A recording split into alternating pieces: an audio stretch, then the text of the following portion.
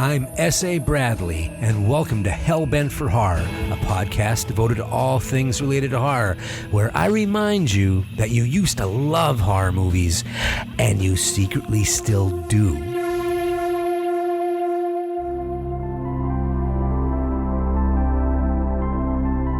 Hi, everybody. I want to welcome you to the 100th episode of Hellbent for Horror. Thank you to everyone who stuck it out on this adventure that I started back in 2016. As the Grateful Dead once said, what a long, strange trip it has been.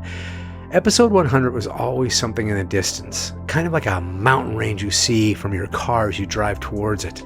Suddenly, it was upon me, and I spent some time racking my brain trying to figure out what I could do as a celebratory episode.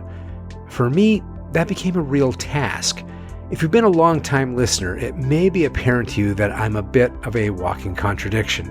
I love talking to people about horror films, and I love recommending movies for them to watch, and yet I cannot stand to make top 10 lists or best of lists.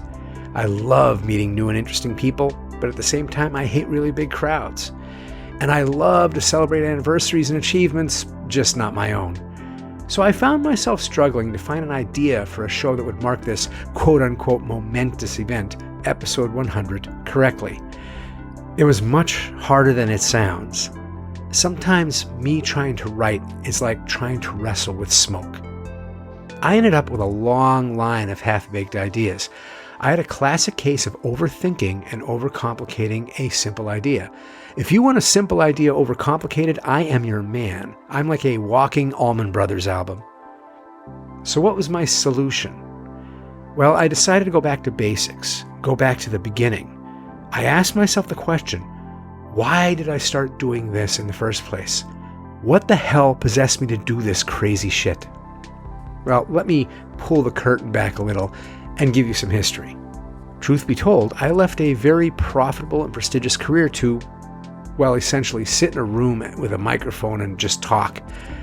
I wanted to talk about something that really excited me, something I seemed to have endless love and fascination for. In other words, I wanted to start a conversation about horror movies. I did this without knowing anything about podcasting. It was described to me as on-demand radio, and that was as close as my brain could get to understanding the concept. I had no idea who my audience might be, how anyone would find my show, and if anyone would even want to listen to it. And yet, I did it anyway. I quit my job, and I joined this one-man circus. Why? I did it because I was compelled to. Just the thought of doing this became so exciting, it was all I could think about. It gave me a rush, a heavy-duty rush. It was a rush that you can only get from falling in love. It was passion. And passion can make you do crazy things. How crazy? Let me explain how crazy. I had spent a decade in Silicon Valley working in startups. I was surrounded by geniuses who could build things that never existed before, but they couldn't hold a conversation to save their lives. And that's where I came in. Now, I was no genius, but I understood what they did was special, and I was able to translate that into talking points for recruitment. I was able to cut through all that tech babble and focus on the thing I understood, which was their passion for what they do. It was passion that was on the verge of full-out obsession, and I understood that feeling. The pressure at a fast-paced startup was high, and it was a real adrenaline rush. It was exciting, like a gambler's high is exciting. I ended up being really good at it, and my reputation grew. And it was a great job, until one day, it wasn't. I realized that I was spending all of my time, all of my life, talking about other people's passions instead of my own. And I was slowly losing the light.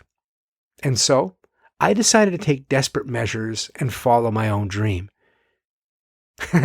I sound like an entrepreneur right now, don't I?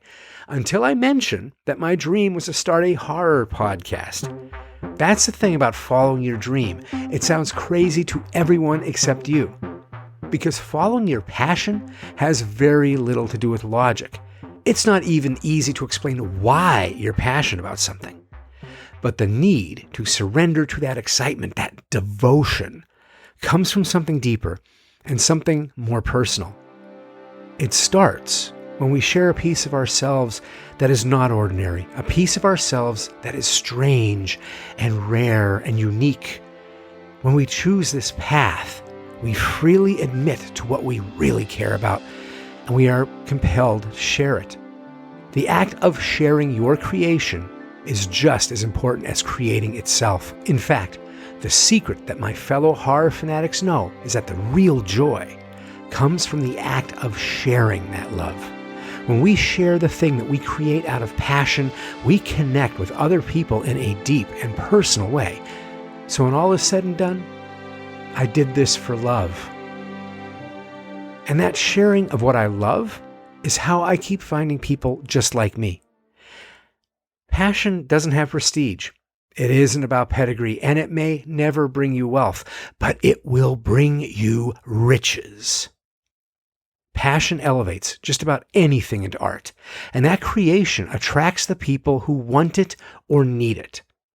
I call this attraction the sincere pumpkin patch effect.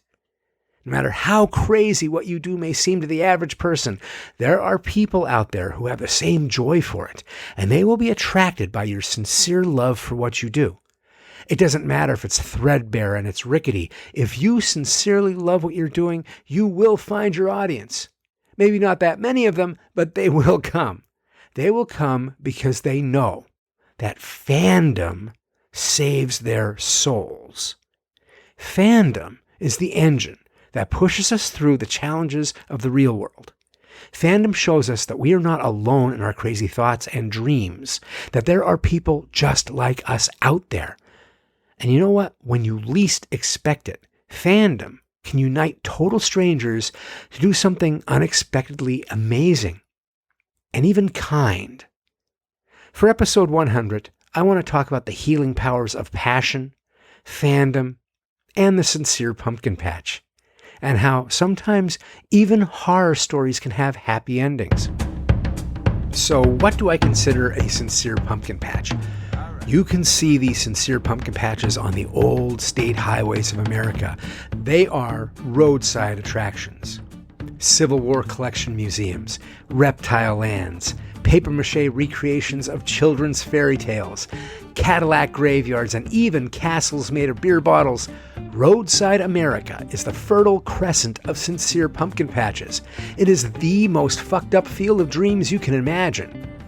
But the greatest of all the roadside attractions is the one that is a gathering place at the edge of town, at the mouth of the woods. People come there to sit around the modern version of the campfire to share the ancient ritual of scary stories. Sometimes that ritual goes all night. Weather permitting, that is. I'm talking about the drive-in theater. And it is the bizarre circumstances surrounding a drive-in near where I grew up that gave me the theme to my 100th episode. It's the story of fandom and faith, hillbillies and horror movies, and passion and serendipity, a little bit of bad luck, and some unexpected generosity. It's a story that came to a head on July 15th, 2021 in Lehighton, Pennsylvania. And I'm so glad I was lucky enough to be there when it all went down. At the drive-in. Now, drive-ins are about as American of an institution as you can get. Even though we think of them at their height of popularity in the 1950s, the drive-in has been around as long as the automobile. And that history is part of the wonderful independent tradition of barnstorming that drives the American entertainment industry. In the beginning, there were silent movie palaces in the downtowns in the center of every city. It was assumed the movie theater was where you would go for entertainment, so you'd get on the trolley and you'd head downtown. The movie palace was built to be a permanent attraction. But as the cities continued to expand and grow, the folks who lived on the edge of town needed their own entertainment. Now, there were already temporary attractions that may have played into the evolution of what later became the drive-in. There were things like county fairs that were attractions that could be built quickly and then dismantled to move on 2 weeks later. And then there were the independent filmmakers who couldn't get their films shown in the studio-owned movie theaters downtown. These filmmakers took their movies on a road show. They pitched tents at the edge of town and they showed their scandalous films. Folks would drive out to see the movie, and then filmmakers would pack up before the local sheriff showed up. Experiments for how to combine the American passions of both the automobile and the movies started early on. In 1915, the Theater de Guadalupe in Las Cruces, New Mexico, opened a portion of their auditorium to allow automobiles to park, and in doing so, they created the first partial drive-in. In the 1920s, outdoor movies, where people would nail screens to trees in their backyard, were popular in the summer, but only a few of them tried to cater to the automobile because of logistics, like screen size and where the hell are you going to park all the cars. In the 1930s, the projector technology was there, but there weren't enough people with cars to grow the business. That all changes after World War II when people are able to buy cars and buy houses in the suburbs. The drive-in became a simple solution to a problem of necessity. You could build a movie palace on the outskirts of town, but it will take time and it will take a lot of money. But the drive-in screen and the land around it can be erected in a matter of days and be much cheaper. Suburbanites realized they could go to the movies in their car, and the movies were closer to where they lived. And the drive-in phenomenon was born. Now, I mentioned in previous episodes of this show about how phenomena are created unintentionally. Usually they're a byproduct of necessity. So comic books were the byproduct of newspapers trying to repackage their old funny pages. The New York punk scene started when downtown was abandoned and the art students played music at CBGB's just to get free rent. And creature features and horror hosts were the byproduct of studio bankruptcies and at the same time dead air on local affiliate TV stations, and they worked together. Even though movie theaters and drive-ins are essentially in the same business, they are as different as a church service and a tent revival. In movie theaters, you're expected to maintain a level of solemn decorum. Drive-ins are much more socially interactive, where you are allowed to shout at the pulpit and call back at the minister. The crazy style and the party atmosphere that we associate with drive-in movies came out of unique circumstances as well. Now, most people aren't aware of this fact, but the majority of movie tickets sold in the 1950s were bought by teenagers. Television was growing in popularity in the households, and the World War II generation parents were happy to just stay home. However, the teenagers, they wanted to get out of the house. They wanted to hang with their friends and have a party in a reasonably cozy, semi-private space. And that becomes a party in the car at the drive-in. It takes a lot of effort to disturb other patrons when you are inside a car, and so teenagers took full advantage of how hard that was, and they still were able to do it. So if a vast majority of the people who are going to be buying movie tickets are teenagers, you show them what you want to see, right? Only makes sense. So drive-in owners had to ask themselves this question: what kind of movies will attract teenagers? And that is how the drive-in became associated with horror movies and science fiction monsters and juvenile delinquent films. It is worth noting that most of these movies were being made by men in their 40s who are trying to figure out what the hell teenagers want.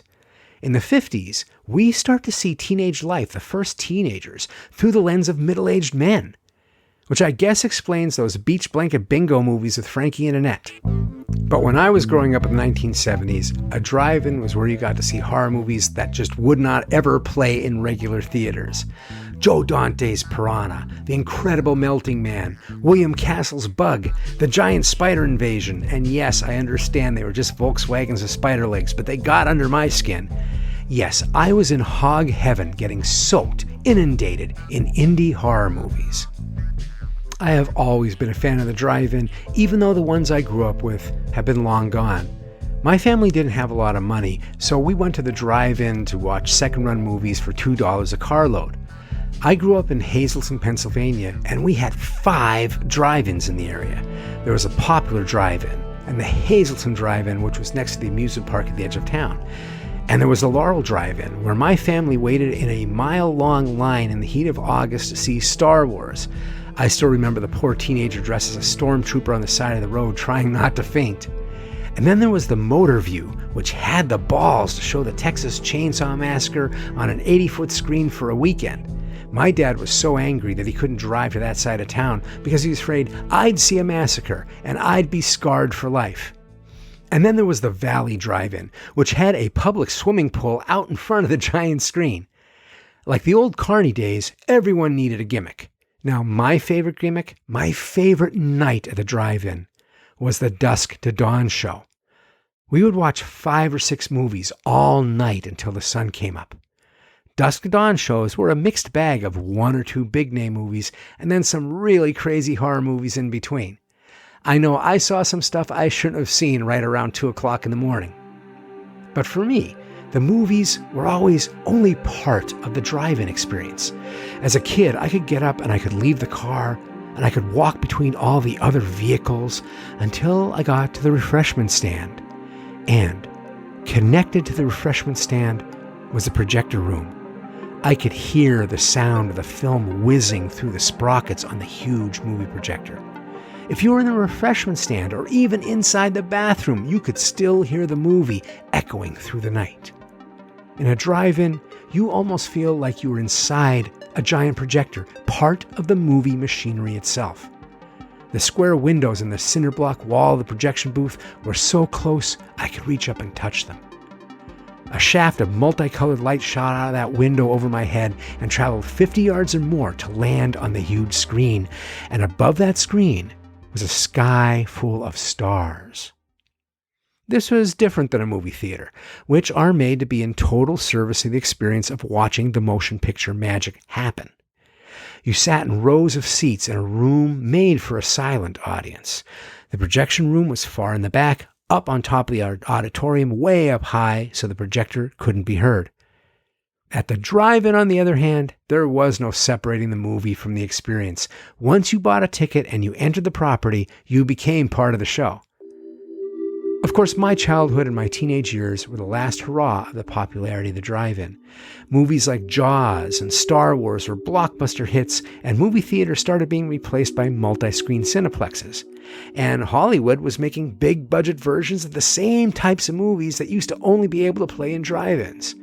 Soon, drive-ins were competing head-to-head with cinemas by showing the same first-run movies. And with cinemas, you got air conditioning, THX sound systems, and you could still go to the movies if it was pouring rain, so it really was no contest at all. In the 1950s, there were over 4,000 drive-in theaters in America. As of 2021, there are less than 300. So you're probably realizing that owning a drive-in is not a solid business investment. Chances for getting a bank loan for your drive-in are about the same as getting one for your podcast. Just saying. But as I said before, following your passion has very little to do with logic. And that brings me to the story of 3 Pennsylvania guys who decided to save an old drive-in outside of Lehighton, Pennsylvania. With the help of a ragtag group of film-loving volunteers, they bucked conventional wisdom and pledged their love to 35mm film forever. They found a way to go old school without feeling old school, and their infectious enthusiasm reinvigorated the drive-in culture. This is a story about obsession. This is a story about the crazy things we do for love. Like most of my stories, this one starts with a motion picture.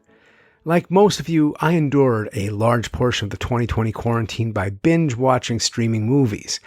I was watching documentaries en masse when one called At the Drive-In, directed by Alexander Manelli, came up as a choice. I assumed it was a documentary about the history of drive-in theaters, and I figured that would be a fun watch. Little did I know I was about to be thrust into a story that I'd be obsessed with for over a year. I get 2 surprises immediately from this documentary. The first surprise is that it isn't a documentary about drive-in history. This is a contemporary story about one specific drive-in. The second surprise is that I know exactly where this drive-in is. This movie chronicles the ongoing saga of the Mahoning Drive-In, which opened in 1949, not a half hour from where I grew up. To be honest, I didn't go to the Mahoning Drive-In when I was a kid because we had our own drive-ins in town. And to be even more honest, by the time I was a teenager, there was nothing cool about the Mahoning Drive-In. Like most drive-ins, by the 1980s, the Mahoning limped along as attendance dropped and their movie season was ever shortening. The Mahoning itself was put on auction a few times over the decades, and it had multiple changes in ownership. It is true that the Mahoning has been in continuous operation since 1949, but there were years, like 1998, that it was only open for a few days as a legal requirement to keep the health permits valid. It got so bad, the owner threatened to show porn films to generate revenue to pay back taxes, but he ran afoul of the district attorney. There were discussions about turning the Mahoning into a 3-screen drive-in circle and other desperate measures during the 1990s. As one would expect, the owners and the managers jumped at any opportunity to help keep the business going. And in 2013, it nearly cost them the entire game when an investor from Florida agreed to lease and then buy the theater. Folks from across the area volunteered their time to paint and repair and clean up the drive-in so it could open on schedule. The problem was that the whole thing was a scheme. When the investor missed his first lease payment, an investigation showed that he had done the same thing in 3 different states, under 3 different aliases. The Mahoning's finances took a big hit over this scheme, but they had even worse news coming from Hollywood. The studios announced that they were going to stop making 35mm prints for any new films and go fully digital. This forced old theaters like the Mahoning to either buy a $50,000 digital projector or slowly get phased out of existence. For about the 100th time, things looked bleak for the Mahoning Drive-In. However, in 2014, the drive-in's luck was about to change. Well, sort of. Jeff Maddox, the long-standing film projectionist at the drive-in, became the new owner of the Mahoning. He became the owner of the drive-in, but not the land itself. He leases the land. We will be coming back to this. What Jeff brought to the drive-in was not a strong business model or a strong marketing acumen. What Jeff brought was a true believer's zeal for the wonder and power of film and the ritual of cinema. The ritual of film itself. Film, with its tangible weight, its tactile magic, and the mesmerizing poetry of the dance between man and machine. A physical dance that could prove dangerous with the whirring gears and the white-hot lights. Jeff had been a projectionist in the Air Force back in 1978, and he has been a professional projectionist ever since. So his devotion to cinema, and especially the 35mm film, is cultivated by a lifetime of holding the print stock in his hands to inspect it, and cleaning the projectors, and intuitively knowing the size of the film loop that's needed for the sound to keep sync. He's like the monk who devotes his life to protect a sacred object. When I saw Jeff in that documentary, I fell in love with him because I understood him. As a writer, I wrestle with smoke. As a projectionist, Jeff wrestles with light. It is namaskar. The crazy in me recognizes and honors the crazy in Jeff. And you know what? Quite honestly, that madman zeal is the only thing that could have saved the Mahoning Drive-In. Let's face it, there's not some great economic secret that anyone was going to bring to a 72-year-old drive-in to make it profitable. There was no insider scoop or industry standard or $50,000 magic lantern that was going to bring crowds consistently to Lehighton. The only thing that could do that, the only thing Jeff Maddox could do, was make the most sincere pumpkin patch he could, and then see who would be drawn to it to bring their own magic. Now, what I find fascinating in stories like this, where passion is the driving force, is how often serendipity is involved. One of the things that is very unique about the Mahoning Drive-In is that it never went through any major renovations over 72 years. You know, in order to keep up with the times and the technology, most drive-ins did massive retooling many times over, hoping to draw more crowds as the decades went by. They followed the trends. They changed their buildings, their snack bars, and most importantly, their film projectors. The Mahoning Drive-In, on the other hand, has never had any major renovations, and it is nearly the same as it was in 1949. Now, probably the reason is because the Mahoning itself has never had the revenue during the renovation years to be able to do it in the first place. Plus, I know the area, and there's a very strong, if it ain't broke, don't fix it vibe that borders on neglect. But for whatever reason, the fact that it still had the original movie projectors from 1948 sealed Jeff's fate forever. The dual projectors are ICP Simplex E7s, built in Bloomfield, New Jersey in 1948, and they have been running for 72 years. They are heavy equipment, they are heavy metal, and they are gorgeous to behold. However, The retention of the original projectors and the traditional drive-in layout were not the only serendipity that occurred. In July of 2014, Jeff decided to make the hard decision to abandon the digital projector route and stay the course with 35mm. This is big. This meant that any new films and any movies made after that point would not be available for him to show. His decision was in direct opposition to where the industry pointed, and it cut off a huge avenue for potential revenue. Jeff's film booking agent abandoned him, and the Mahoning Drive-In was relegated to the designation of retro theater. So, you see, Jeff followed his passion. And this is where the story can either go in the direction of Tucker, the man in his dream, or go in the direction of Aguirre, the wrath of God. The first season after the change, it looked like Jeff would end up on a raft alone floating down the Amazon covered with monkeys. The Mahoning lost money, and there were more than a few nights where only 4 cars showed up. And even though 4 ticket sales wouldn't cover the price of the electrical bill for that night, Jeff played the movie anyway. Because that's what devotees of cinema do. And that is when a serendipitous traffic jam brought 2 Temple University students into the story, and they changed everything. Again. The story goes that Matt McClanahan was stopped in traffic on a Pennsylvania highway, and he made a detour down Route 443.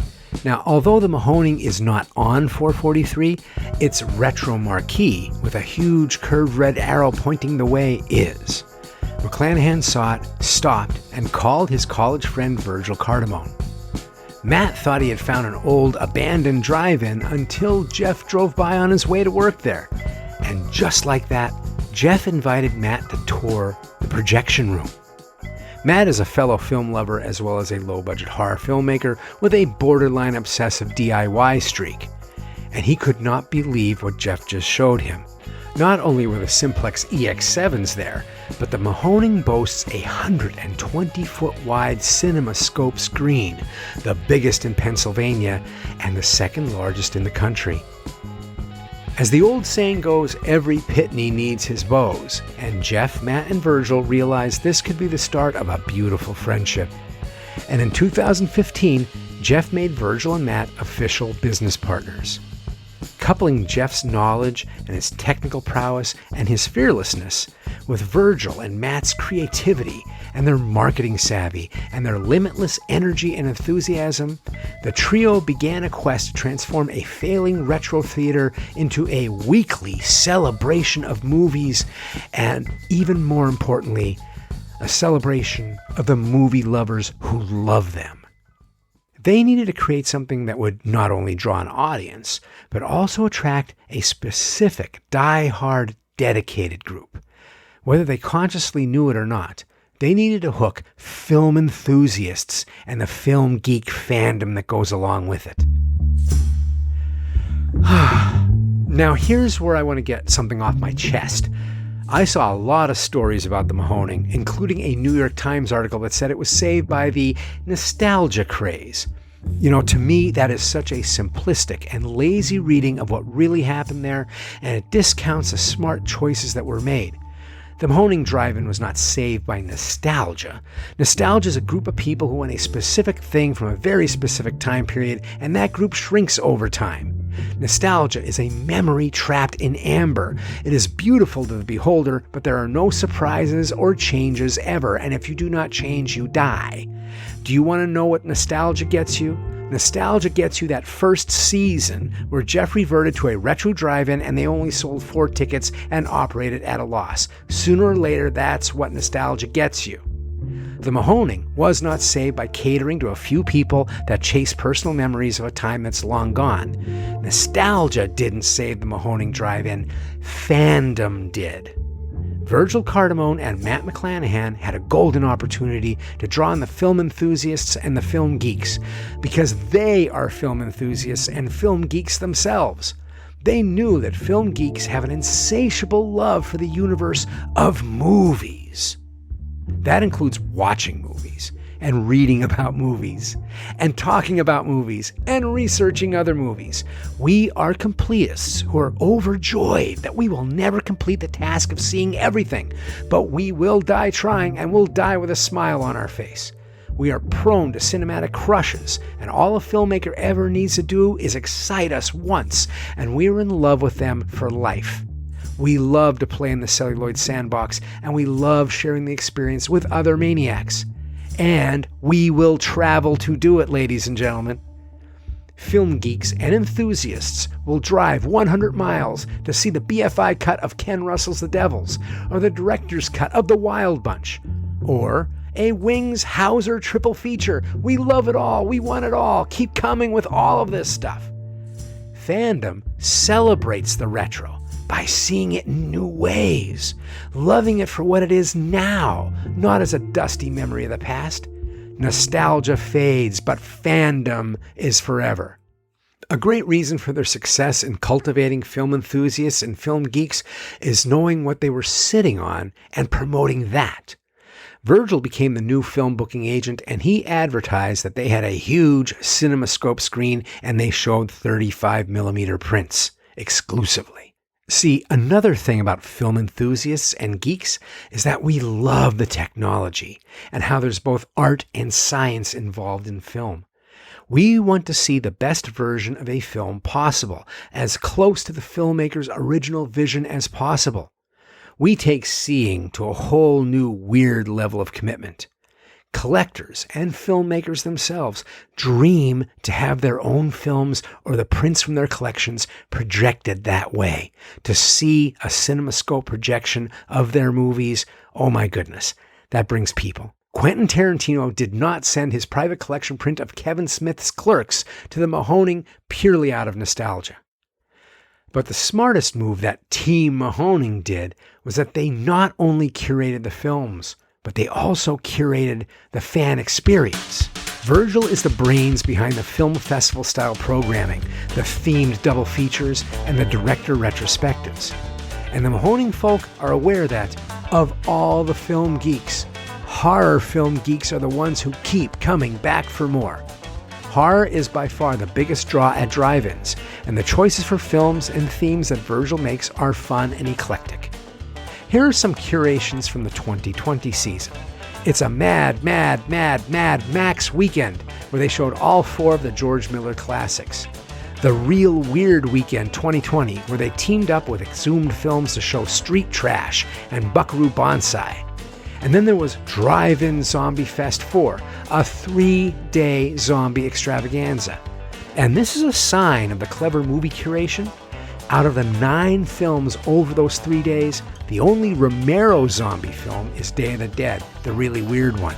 The other choices expand the casual horror fan's definition of the zombie film, with Shivers, Sugar Hill, Frankenhooker, Return of the Living Dead, Reanimator, and The Last Night is entirely dedicated to Maniac Cop 1, 2, and 3.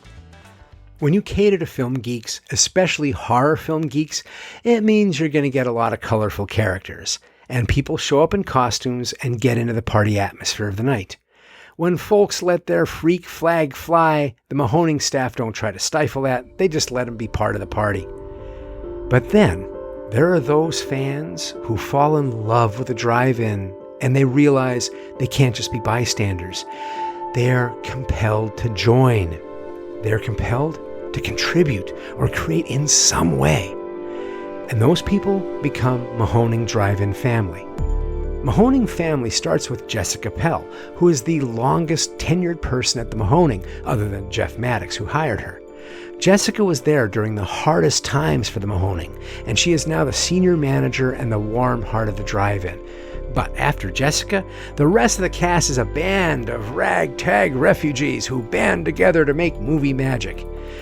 Now, when you watch the documentary at the drive-in, and I do strongly suggest that you do, you are struck by just how many folks volunteer their time and effort just because they want to be there and be part of this fun thing, this special thing. There are a lot of people who volunteer their time and skills for free, But before you cry foul, I think it's important to point out, only in the last few years did the drive-in become successful enough for Matt and Virgil to become paid employees. Basically, they were doing it for love all those years. And once again, when you follow your passion, sometimes it's crazy when you realize what you will do for love. Now, there are local people who love low-budget horror movies, and they will volunteer to run the ticket booth just to be there. And then there is Robert Humanic, who started out as a patron with an insanely large encyclopedic knowledge and love for films, who would come almost every weekend, and he would talk non-stop to anyone who would listen to him about films and cinema. And what did that get him? Well, he's now become the assistant projectionist at the Mahoning. And then there is J.T. Mills, a patron who started showing up at the drive-in dressed in costumes that were themed to the movies. He started dressing and creating props back in 2015, and he walks among the rest of the patrons in character during the films. He takes the movies off the screen and single-handedly turns the entire drive-in into a fun, interactive experience. As JT says, "If I share this stuff I have, all these props, it means I'm not a hoarder if I share it, right? It's sad if they're just in my garage." I wish I didn't know what he was talking about. Every weekend, people travel from New Jersey and Maryland and New York to come see the movies at the Mahoning. But what if I were to tell you that every weekend, people come from other states to come and volunteer at the Mahoning? There are people like Corey Pace, the snack bar cook who lives just far enough that he sleeps over the weekend in the back room. There is Harry Guerro, a New Jersey film collector who loans feature films, shorts, and trailers from his collection. Not only that, he suggested and supplied films for Zombie Fest, all as a volunteer, while running his own repertory cinema company, Exhumed Films. Why does he do it? Because he wants people who are real movie lovers, like-minded people, to experience the movies that he loves, and he has found that the Mahoning is the gathering place for people like that. And then there are John and Cindy Demmer. They drive in from New Jersey with elaborate sets and costumes they created for the Mahoning to use for celebrity photo shoots. John's a professional carpenter, and he builds these things because he wanted to be part of the entertainment. They didn't drive all that way to sit in a car. They jump into the party atmosphere and the camaraderie by sharing in the creation. And there's Mark Nelson, who started volunteering at the drive-in back in 2015, who would drive from, wait for it, he would drive from Keene, New Hampshire, to be part of the wild, weird, and wonderful world of the drive-in. In case you were wondering, that's a 6.5-hour drive. And he did this to run the register at the snack bar for fucking free. However, since then, Mark has been hired as the theater manager, and his commute has shortened to a mere 2.5 hours. Now here's the kicker. When Mark lived in Keene, he was only 45 minutes away from his local drive-in. But it was the Mahoning that he visited in particular that called to him. As he says, it is truly a love of film. The customers were just as crazy for films as the people who were working there. Now, if this were a horror movie, about now would be the time the hero would discover that this land holds an ancient curse on it. There must be bones of an angry spirit buried deep underneath the drive-in, which makes everyone behave so strangely. But you know what? It's none of that. It's just the overwhelming pull of sharing something you love with people who get it. I feel that at my horror conventions with my horror family. All of these people, they make a weekend pilgrimage, and as they get closer to their sacred place, they transform into someone else or something else. That's the power and the draw of finding your personal, most sincere pumpkin patch. And that's what I was missing all through 2020, the ability to jump into the crazy ceremony of congregating with fellow freaks. So it should come as no surprise that I'd reach out to the folks at the Mahoning and make the pilgrimage myself. After some conversations with Mark Nelson, the one-time Road Warrior snack bar attendant who is now the theater manager, it was decided that I would come visit the theater and meet everyone in the summer of 2021. After COVID lockdown, I needed to head back to see family as well, so there's a small window of availability. Arbitrarily, I decided upon the weekend of July 16th to the 18th for a visit to the Mahoning. Little did I know that I picked the weekend that would not only be the biggest event in the history of the drive-in, but it would also be a weekend that would change their fortunes in the craziest ways possible. It all started with a special guest. I was introduced to Joe Bob Briggs back in the 1980s when he had his drive-in theater show on the Movie Channel. I immediately took to his style. It was an obvious parody of a good old boy who proudly loved B-movies most critics would just ignore. But what I really enjoyed was that it was obvious that he was smart, that he got both the joy and the silliness of genre films, and he was a film enthusiast. I also loved his serious acting role in Heidi Honeycutt's short horror film Wretched under his alter ego John Bloom. Joe Bob Briggs has had a long career with its ups and its downs. In the 2000s, his notoriety may have faded along with the drive-in as YouTube and streaming services made B-movies easier to find and watch, and there were basements full of imitators that choked the internet. But just like the drive-in, Joe Bob's appeal never died. Recently, Joe Bob has made a wildly impressive comeback. A few years ago, I saw his traveling one-man show, How Rednecks Saved Hollywood in Los Angeles, and I knew he was onto something. Shortly after that, Shudder, the streaming horror channel, premiered the series The Last Drive-In with Joe Bob Briggs.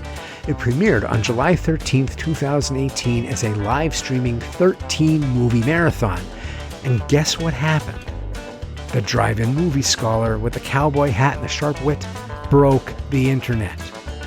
His show received critical raves, and Joe Bob Briggs is currently in the midst of a very strong pop culture resurgence. So it was no small news for me to hear that Joe Bob Briggs would be doing a 4-night jamboree at the Mahoning Drive-In. And it would happen over the course of my visit. During his event, he would do his How Rednecks Saved Hollywood. He would tape a live episode of his Shudder series, and he would show what he considers the greatest movie ever made, Smokey and the Bandit. And the jamboree would end with a double feature horror show on the last night, which would be the night I came to visit.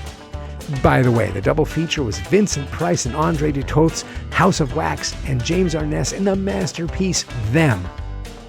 Now, the Mahoning getting this commitment from Joe Bob was huge. And to top it off, the New York Times even wrote an article about the Mahoning. Everything was going right. The turnaround of fortunes for the drive-in from July 2014 to July 2021 was amazing. And it seemed like nothing could stop the Mahoning now. Remember back when I mentioned that Jeff Maddox bought and owned the drive-in theater in 2014, but he only leased the land? Yeah, I said we'd come back to that. So before I go deep into this, I think it's important to say that when you talk about pop art business, and drive-ins in particular, that being a success is a very relative term. By July of 2021, the Mahoning Drive-In had become successful as a drive-in. In other words, they have a reputation that gives them first-name basis relationships with studio agents and the distributors. They can book live events from Tromathon with Lloyd Kaufman and found footage festivals with folks from the Colbert Report. And they have a devoted following, so the drive-in is profitable, and they have enough to pay employees who used to work for free. But that doesn't mean they're going to buy Paramount anytime soon. I've heard from a few folks who run other drive-ins that are still successful that you don't buy a drive-in to get rich. You go into it because you love movies.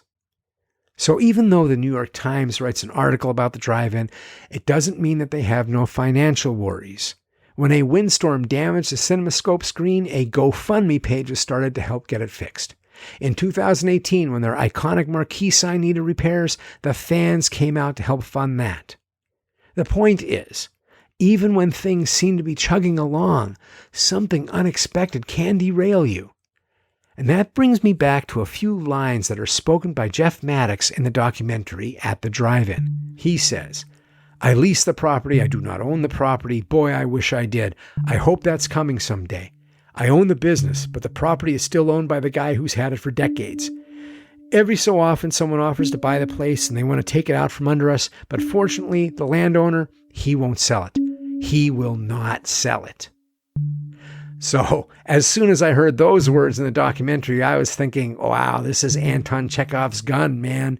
That is some foreboding level of foreshadowing. That rifle is going to go off in the second or third act. So what was the third act?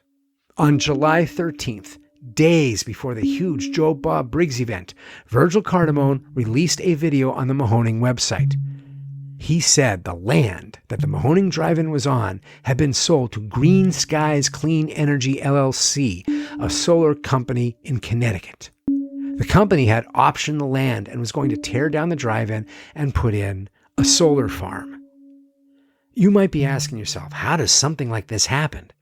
Well, it seemed the Mahoning was going to be a victim of something that has taken out many a drive-in before. The Mahoning was going to be a casualty of a taxpayer business agreement. What is a taxpayer business agreement, you may ask? Well, a taxpayer business is a practice that started when cities began growing rapidly, that whole area of urban sprawl. If you were someone who had a little extra money to invest in a long-term business venture, you'd pick up some land outside of the city limits, far enough away to get a good price to buy. You do this on the belief that the urban sprawl would eventually reach the land you own, and then you can sell it at a really nice profit. The idea is that you are in it for the long haul, for the biggest payday.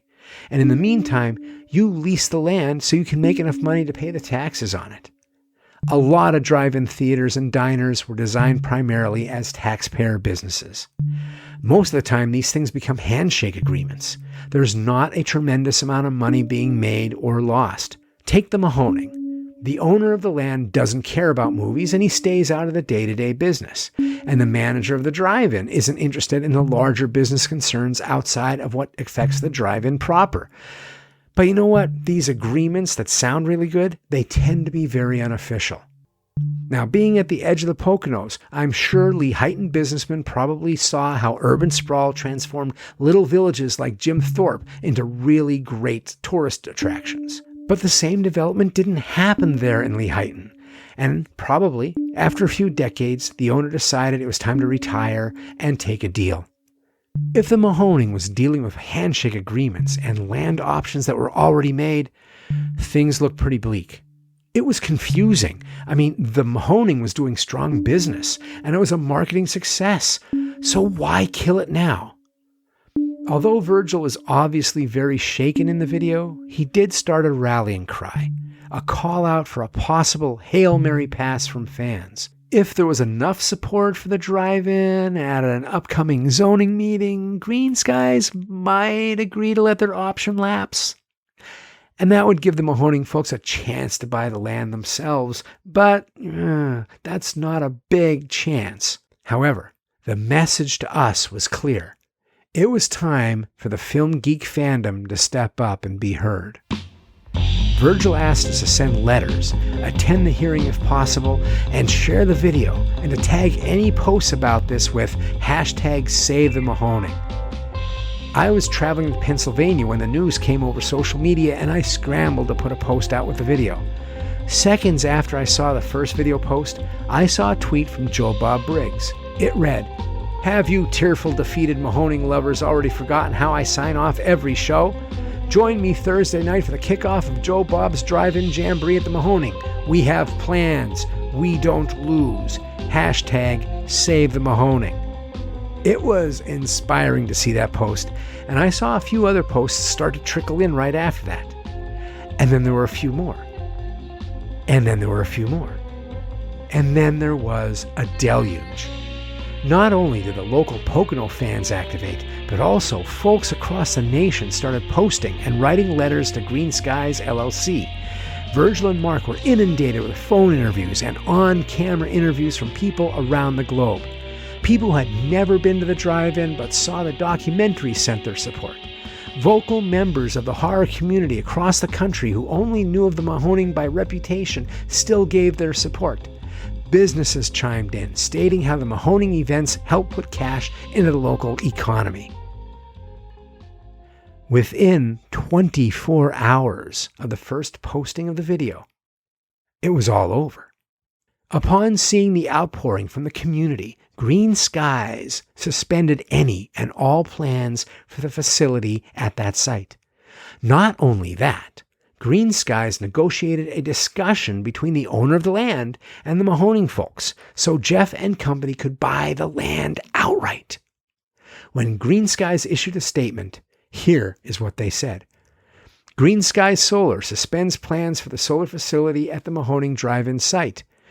The outpouring of support from the local community and the cinephiles near and far has demonstrated the unique value the Mahoning Drive-In represents. Green Skies Solar is proud to have played a part in helping preserve a celebrated business like the Mahoning Drive-In Theater. So, a couple things about this. First thing, companies and businesses don't back off on business ventures as soon as someone has a dispute with it. It is expected that there will be some disputes over property, and that is why there are hearings. That is why there are lawyers. In all honesty, most companies don't even respond until they are absolutely positively forced to. A public statement within 24 hours over a drive-in lot? That's unheard of. Second thing, this response from the company, their written statement, wasn't angry or even neutral in tone. It was positive. It was inclusive. It was passionate. This company, at least publicly, responded to the overwhelming passion and love coming from ordinary people. Not only did they recognize passion when they saw it, but when they understood the context of the situation, they decided not only to remove themselves from the conflict, but they also offered to help fix the problem. This is like when the folks who come to arrest George Bailey decide to toss a few dollars into the hat instead. It is corny. It is unbelievable until it actually happens. And you know what happened after that? The film geeks and the drive-in fans thanked Green Skies LLC publicly, online. The very social media that they used to rally support against Green Skies was immediately used to thank them for the decision. Thank you for seeing the whole picture. And they thanked them personally for being good people and sharing that sentiment with as many people on the internet that they could. You know, it's like a Twilight Zone episode. Imagine a world where strangers band together online to use social media as a tool to do good. A world where corporations put the interest of a community ahead of their own because it's the fair and right thing to do. This isn't the Twilight Zone. It's Lehighton, Pennsylvania on July 15th, 2021. What the hell just happened? Quite simply, my friends, it was Namaskray. Everyone recognized and honored the crazy in each other. So I could go on in this episode and discuss everything that happened during my amazing night at the Mahoning Theater. And it was amazing. And there are so many great people I met that I want to talk about that deserve to be talked about. And the party atmosphere there was joyful. But you know what? Sometimes the story tells the writer when it's time to end. My night under the stars with my brethren and the magic that I felt at the drive-in, well, I'll tell that tale very soon. But it wouldn't feel right to tell it here. It would feel like the last 30 minutes of Return of the King if I tacked it on here, or the Ewok celebration, Return of the Jedi. You know, every story has its reason to be. And this story has its reason to be. So, to the creators, and the dreamers, and the lovers, the hardcore fans of genre movies, I ask you, why do we do what we do? What we do sounds crazy to everyone except us. Because you know what? Following our passion has very little to do with logic. We need to surrender to that excitement, that devotion. That devotion comes from something deeper and something more personal. Passion doesn't have prestige, and it isn't about pedigree, and it may never bring you wealth, but it will bring you riches. When we share a piece of ourselves that is not ordinary, a piece of ourselves that is strange and rare and unique, when we choose this path, we freely admit to what we really care about, and with that we are compelled to share that with each other. The real joy comes from the act of sharing that love. When we share the thing that we create out of passion, we connect with other people in a deep and personal way. So in the end, when all is said and done, why do I do this? Well, hell, I did this for love. And I think you did too. Stay hellbent.